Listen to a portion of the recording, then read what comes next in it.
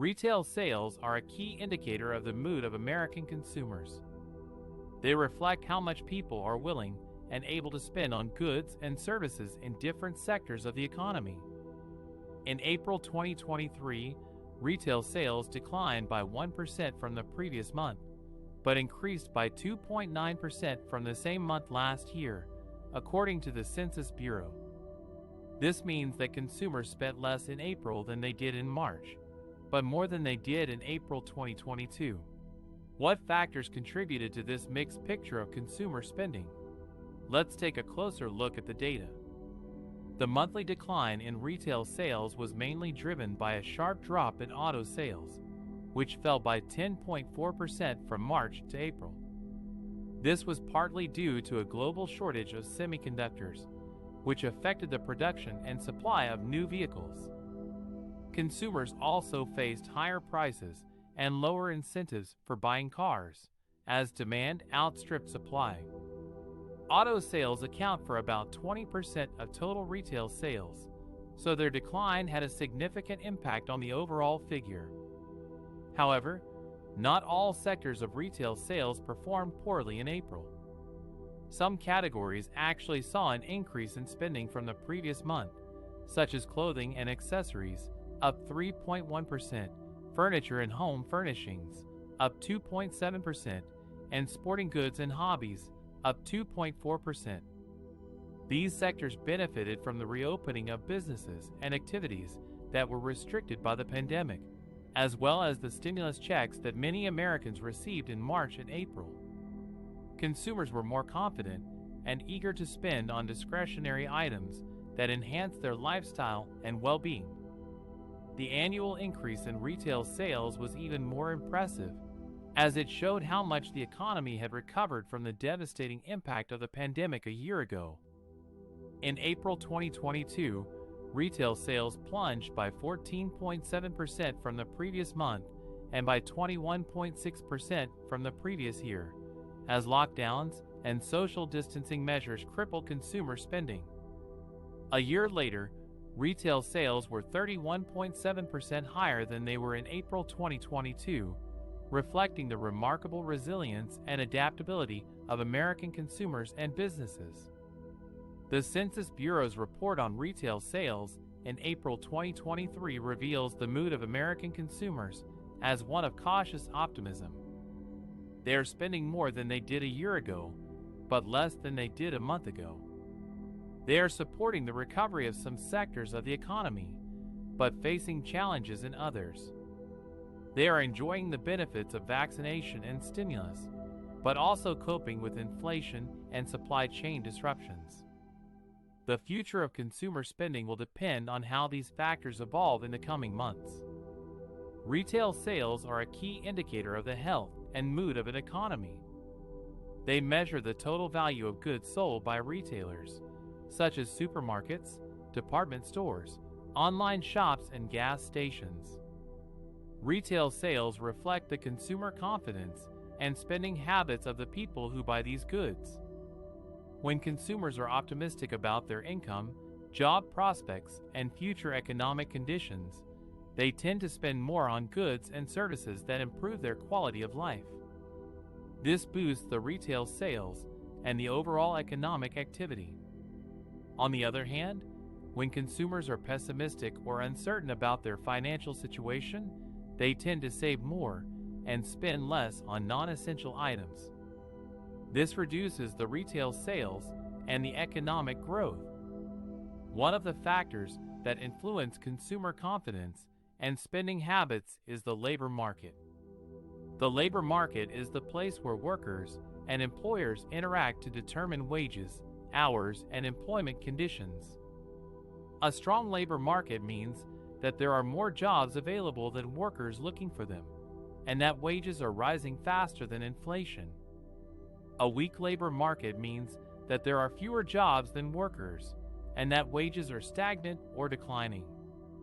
A strong labor market boosts consumer confidence and spending habits because it gives workers more income, security, and bargaining power. A weak labor market lowers consumer confidence and spending habits because it makes workers worry about losing their jobs, income, and benefits. Another factor that affects consumer confidence and spending habits is inflation. Inflation is the general increase in the prices of goods and services over time. Inflation reduces the purchasing power of money, meaning that consumers can buy less with the same amount of money. Inflation also erodes the value of savings and investments, making consumers feel poorer. Inflation can be caused by various factors, such as an increase in the money supply, a rise in the cost of production, or a surge in demand for certain goods or services. Inflation can be measured by various indicators, such as the Consumer Price Index, CPI, which tracks the changes in the prices of a basket of goods and services that represent the average consumption of a household. A third factor that influences consumer confidence and spending habits is interest rates. Interest rates are the cost of borrowing or lending money. Interest rates affect consumer confidence and spending habits in two ways, directly and indirectly. Directly, interest rates affect how much consumers pay or earn on their loans, mortgages, credit cards, savings accounts, and other financial products. Higher interest rates make borrowing more expensive and saving more rewarding, while lower interest rates make borrowing cheaper and saving less attractive.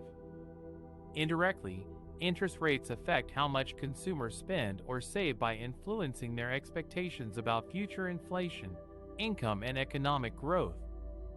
Higher interest rates signal that the economy is overheating and that inflation is likely to rise, while lower interest rates signal that the economy is slowing down and that inflation is likely to fall. In summary, retail sales reflect the consumer confidence and spending habits in an economy with a strong labor market, easing inflation and rising interest rates by showing how much consumers are willing and able to spend on goods and services that enhance their well-being.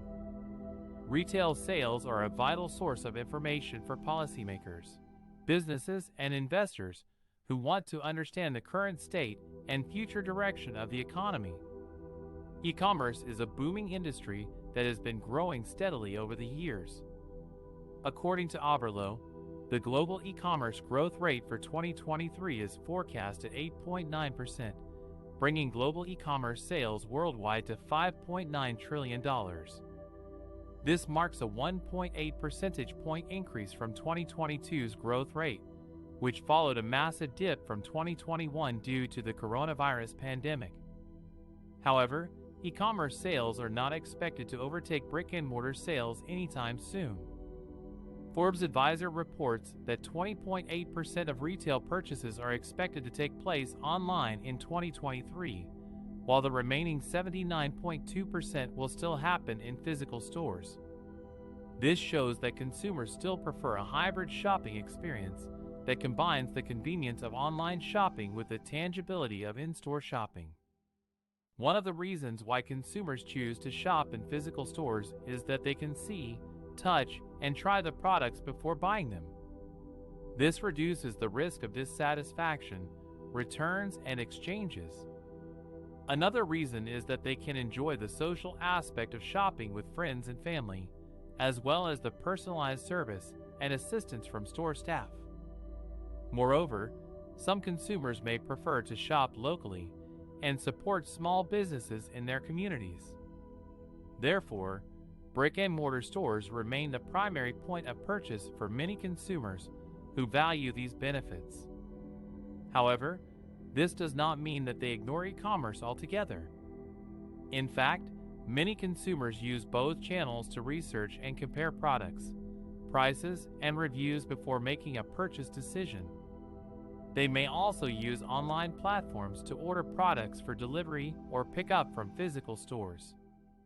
This hybrid shopping behavior is likely to continue in the future, as consumers seek the best of both worlds.